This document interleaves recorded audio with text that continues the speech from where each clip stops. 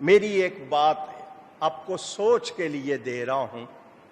یزید تخت پر بیٹھ گیا تھا، صحابی رسول حضرت امیر معاویہ رضی اللہ تعالی عنہ کی وفات ہو گئی، یہ تخت نشین ہو گیا تھا، دمشق میں تخت پر بیٹھ گیا تھا. متعدد علاقوں میں لوگوں نے اس کی بیعت قبول کر لی، اس کو بادشاہ مان لیا تھا، حکومت کرتا رہتا. اس نے امام سے بیعت کیوں چاہی؟ کیوں پیچھا کیا؟ امام مدینہ میں ہے، وہاں حکم بھیجا. وہ وہاں سے مکہ آئے، مکہ حکم بھیجا. وہ وہاں سے کربلا کوفہ کی طرف چلے، اس نے پیچھا کیا، ابن زیاد کو مقرر کیا، اس کو اختیارات دیے، اس کو اشارے کیے، حکم دیا. کیوں؟ اتنے لوگوں نے تیرے لیے تجھے مان لیا بادشاہ، تو حکومت کرتا رہے. مگر وہ بھی یہ سمجھتا تھا جب تک امام مجھے نہیں مانتے میری کوئی حیثیت نہیں ہے. اگر امام کا ووٹ مجھے نہیں ملا تو باقی سارے ووٹ کی کوئی حیثیت نہیں. اس سے آپ اندازہ کر لیں سیدنا امام حسین کا. اور میں آپ کو شریعت کا ایک اصول بتا دوں تاکہ وہ لوگ جو آج غلط فہمی میں مبتلا ہیں ان کی غلط فہمی دور ہو جائے. بحث کرنے لگ گئے، امام کو سلام کرنے کی بجائے بحث مباحثے کرنے لگ گئے. کیا یہ اقتدار کی جنگ تھی؟ امام نے کیوں بیعت نہیں کی؟ اس کو مان لینا چاہیے تھا، یہ غلط کیا، فلاں کیا. معاذ اللہ بدزبانی کرتے ہیں. میں ان کو بتاؤں اگر تمہیں دین کی سمجھ نہیں ہے تو تمہیں کربلا سمجھ میں نہیں آ سکتا. جب تک دین کی پوری معلومات نہ ہو تم کربلا کو یا امام کے موقف کو نہیں سمجھ سکتے. توجہ دیجئے گا، اگر کوئی جابر، کوئی ظالم، فاسق، فاجر، فاسق کہتے ہیں نافرمان کو، فاجر کہتے ہیں بد کردار کو، ظالم کہتے ہیں ظلم کرنے والے کو، اگر کوئی ایسا شخص زبردستی بادشاہ بن جائے اور آپ یہ سمجھتے ہیں کہ آپ کے اندر صلاحیت نہیں ہے مقابلہ کرنے کی، آپ اس کے سامنے کمزور اپنے آپ کو سمجھتے ہیں اور مجبوراً اس کو ووٹ دے دیتے ہیں، اس کی بیعت کر لیتے ہیں، تو شریعت میں اس کو رخصت کہا جاتا ہے. کیا کہا جاتا ہے؟ اونچی تقیہ نہیں.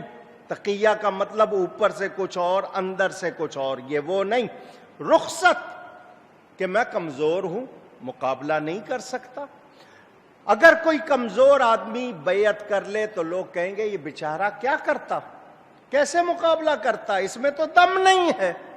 لیکن کوئی خاص شخصیت، نمایاں شخصیت، بہادر شخصیت، بڑی شخصیت چپ ہو جائے اور رخصت پر عمل کرے تو لوگ کہیں گے اتنے بہادر، اتنے مضبوط، اتنے اونچے آدمی نے بھی ایسا کر لیا. تو لوگ کہیں گے یہ اس کے شایان شان. کمزور کی بات اور ہے، بہادر کی بات. تو جو ڈٹ جائے اور کہے کہ نہیں، جو حق ہے وہی کہوں گا، جان دینی پڑے گی دے دوں گا مگر حق کہوں گا، اس کو عزیمت کہتے ہیں. کیا کہتے ہیں؟ عزیمت.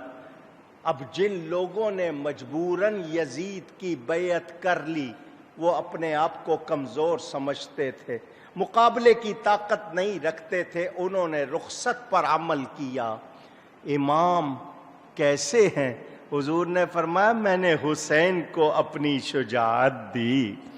تو جو شجاعت رسول کا مظہر ہو، شیر خدا کا بیٹا ہو، وہ بھی اگر رخصت پر عمل کر لیتا تو پھر جرأت اور عزیمت کی مثال کیسے قائم ہوتی. لوگ کہتے کہ جب امام جیسے شخص نے برے شخص کو قبول کر لیا تو ہم بھی کر لیتے ہیں. قیامت تک امام کی بیعت دوسروں کے لیے جواز بن جاتی، دلیل بن جاتی. امام نے بتا دیا اگر اپنے زمانے میں حسب کے لحاظ سے، نسب کے لحاظ سے، خاندانی لحاظ سے، خون اور رشتوں کے لحاظ سے، علم کے حوالے سے، تقوی کے حوالے سے، زہد کے حوالے سے، فضیلت کے حوالے سے اگر میرا رتبہ سب سے زیادہ ہے تو میں عزیمت پر عمل کروں گا اور رہتی دنیا تک یہ ثابت کر دوں گا کہ میں وہ ہوں جو شجاعت رسول کا مظہر ہے۔ میں باطل کی اطاعت کو قبول نہیں کروں گا۔ یزید کی بیعت کر کے زندہ رہنا ذلت ہے، میں عزت کی موت کو ترجیح دوں گا۔ امام نے باطل کے سامنے سر نہیں جھکایا، اگر اس وقت امام سر جھکا لیتے دین کا نظام درہم برہم ہو جاتا، اسلام اپنی اصل پر باقی نہ رہتا۔ امام نے قربانی دے کر آنے والی نسلوں کو بتا دیا، میں نے اپنے منصب کا، اپنی نسبت کا حق ادا کیا ہے اور دین اسلام کو بچانے کے لیے میں نے اپنے خون سے آبیاری کی ہے۔ یہ وہ دین ہے جس کے لیے میرے نانا جان نے بہت تکلیفیں اٹھائیں، طائف کے بازاروں میں پتھر تک کھائے، کیا کیا تکلیفیں اٹھائیں۔ پھر خلفائے راشدین سیدنا صدیق اکبر، فاروق اعظم، عثمان غنی، علی مرتضیٰ رضی اللہ عنہم نے تکلیفیں اٹھائیں۔ آج خزاں چاہتی ہے گلشن اسلام کو اپنا شکار کر لے، میں ایسا نہیں ہونے دوں گا۔ میں سر کٹا دوں گا، کنبا لٹا دوں گا، مگر نانے کے دین کا نقشہ بگڑنے نہیں دوں گا۔ امام نے وہ کام کیا جس پر پوری امت ان کی احسان مند ہے۔ میں دعوے سے کہہ رہا ہوں آج اسلام اپنی اصل پر باقی ہے تو یہ امام کی قربانی کا صدقہ ہے۔ ہمیں ان کو اپنا محسن ماننا چاہیے، چہ جائے کہ ہم بحثیں کریں، مباحثے کریں، ہماری حیثیت کیا۔ مجھے یہ بتاؤ آج کوئی امام جیسا دین کا عالم ہے؟ اونچی وہ دین کو ہم سے زیادہ جانتے تھے، انہیں اپنے نانا جان کے دین کی زیادہ معلومات تھی، انہوں نے جو کیا وہ عین اسلامی اصولوں کی پاسداری کے لیے کیا، پاسبانی کے لیے کیا۔ یہ آج کے سوچنے والے غلط ہیں، میرا امام سچا ہے، ان کی عظمت سچی ہے، ان کی مرتبت سچی ہے، یہ ان کو کوئی پوچھنے والا نہیں، امام کو ساری دنیا سلام کر رہی ہے۔ ذہن میں رکھنا، جو لوگ آپ کو کسی شبے میں ڈالیں تو یاد رکھنا امام کو اقتدار کی ضرورت نہیں تھی، ان کی ٹھوکر میں دنیا تھی، مگر وہ یزید جیسے شخص کو قبول کر لیتے تو بتاؤ پھر آج معیار کیا رہ جاتا۔ امام نے تقوی کی بلندی کے لیے، اسلامی شریعت کے اصولوں کی پاسداری کے لیے قربانی دی، ان کے پیش نظر دنیا نہیں تھی۔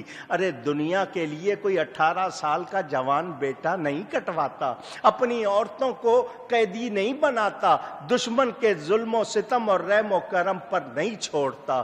امام کے پیش نظر صرف دین تھا کہ نانے نے جو پرچم اونچا کیا ہے وہ نیچا نہ ہونے پائے۔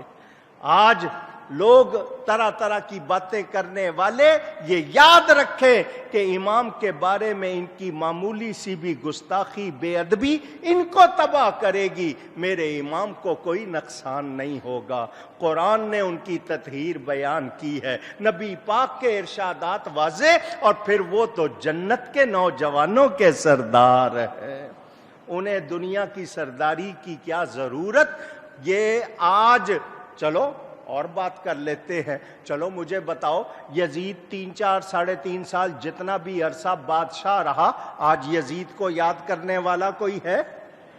کیا یزید کامیاب ہوا؟ نہیں، امام کا نام سربلند ہے، امام کا موقف سربلند ہے۔ اسی لیے کہنے والے نے کہا انسان کو بیدار تو ہو لینے دو، ہر قوم پکارے گی ہمارے ہیں حسین رضی اللہ تعالی عنہ۔ تو ذہن میں رکھنا امام علی مقام اللہ کی بارگاہ میں بہت درجے والے ہیں، مرتبے والے ہیں، اور ہمیں ان کی اس عظیم قربانی کو سمجھنا چاہیے۔ اس پر کوئی منفی گفتگو، کوئی ہمارا منفی رویہ ہمیں برباد کر سکتا ہے، نبی کی اذیت کا سبب بن جائے گا، اور جو نبی کو اذیت پہنچائے اس کے لیے کوئی خیر نہیں۔